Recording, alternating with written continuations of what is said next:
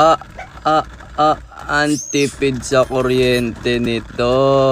Antipid sa kuryente nito.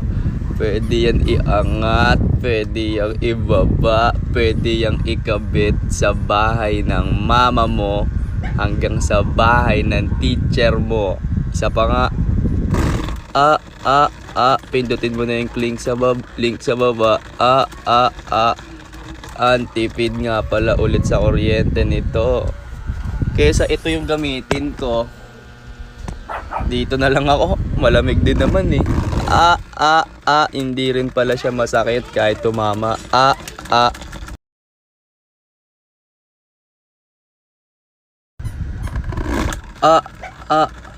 Antipid sa kuryente nito. Antipid sa kuryente nito. Pwede yan iangat.